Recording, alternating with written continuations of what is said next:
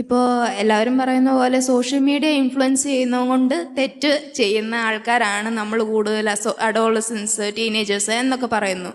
അത്രയ്ക്ക് മനക്കെട്ടിയില്ലാത്ത പിള്ളേരല്ല ഇപ്പോഴത്തെ ആൾക്കാരെന്നാണ് എനിക്ക് തോന്നുന്നത്. കാരണം ഇത് കൂടുതലും നെഗ്ലിജൻസ് ആണ്, പേരൻസിൻ്റെ നെഗ്ലിജൻസ്, ടീച്ചേഴ്സിൻ്റെ നെഗ്ലിജൻസ്.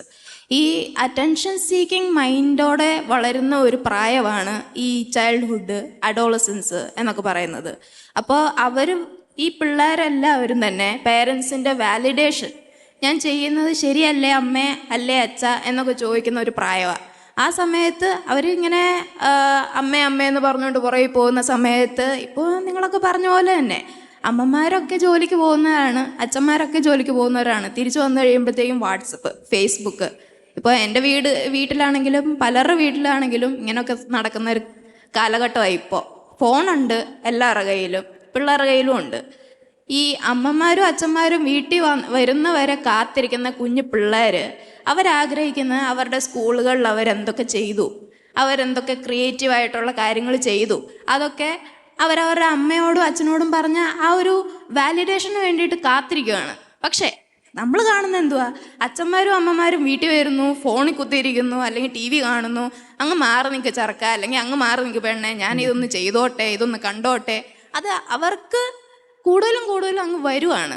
സോഷ്യൽ മീഡിയ കാണണം എന്നുള്ള ഒരു നമ്മൾ സ്ലാങ്ങിൽ പറയുന്ന പോലെ ത്വര വരുക.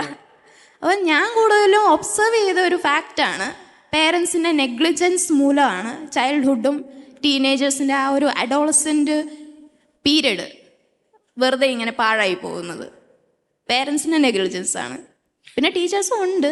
ടീച്ചേഴ്സ് പിന്നെ കൂടുതലും സപ്പോർട്ടീവാണ്. ഈ ക്രിയേറ്റീവായിട്ടുള്ള പിള്ളേർക്ക് മുന്നോട്ടൊരു സ്റ്റേജ് കൊടുക്കുക.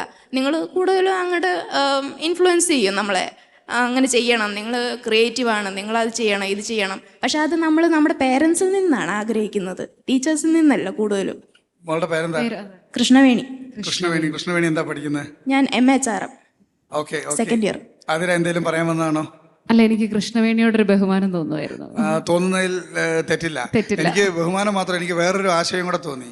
ഈ അതിന് പറഞ്ഞല്ലോ, ഈ റീൽസ് ഒന്നും കണ്ടിട്ട് വഴിതെറ്റാൻ മാത്രം, അതിനേക്കാളൊക്കെ കുറച്ചുകൂടെ കപ്പാസിറ്റി ഉള്ള കുട്ടികളാണ് എന്ന് കൃഷ്ണവേണി പറഞ്ഞതിനോടൊപ്പം മറ്റൊരു കാര്യം കൂടി എനിക്ക് തോന്നിയത് എന്താണെന്ന് പറഞ്ഞാൽ, കേരളത്തിലെ PTA മീറ്റിങ്ങുകളിലൊക്കെ കൃഷ്ണവേണിയെ പറഞ്ഞു വിട്ടൊരു ക്ലാസ് എടുപ്പിച്ചാലോ എന്ന് പോലും ഞാൻ ചിന്തിച്ചു. കാരണം PTA മീറ്റിങ്ങുകൾ കേരളത്തിൽ നടക്കുന്നതിൻ്റെ ശ്രദ്ധയിൽപ്പെട്ടത് എങ്ങനെയാണെന്ന് പറഞ്ഞാൽ, ഒരു അവയർനെസ് സെമിനാർ എടുക്കാൻ ഏതെങ്കിലും ഒരു ചേട്ടൻ വരും. ഈ ചേട്ടൻ വന്ന് അവയർനെസ് സെമിനാർ എടുക്കും. ഈ ക്ലാസ് എടുക്കുന്ന ആളും പേരൻസും തമ്മിൽ ഈ കുട്ടികൾ തീരെ ശരിയല്ല, എന്ത് ചെയ്യുന്നു പറഞ്ഞ് ഇവരെ അങ്ങ് ഒറ്റപ്പെടുത്തും, മാറ്റി നിർത്തും. അതിനുശേഷം ഇൻഡിവിജ്വലി ടീച്ചേഴ്സ് ഈ കുട്ടികളുടെ പേരൻസ് കണ്ടിട്ട് പറയാം, അവൻ്റെ പോക്ക് തീരെ ശരിയല്ല, വന്നപ്പോൾ ഒരു കുഴപ്പമില്ലായിരുന്നു. അപ്പോൾ ഈ കൃഷ്ണവേണി പറഞ്ഞത് ഒരു വലിയ പോയിൻ്റാണല്ലേ. പരിലാളനയും സാമീപ്യമൊക്കെ മക്കൾ ഏറ്റവും കൂടുതൽ ആഗ്രഹിക്കുന്നത് മാതാപിതാക്കളിൽ നിന്നാണ്.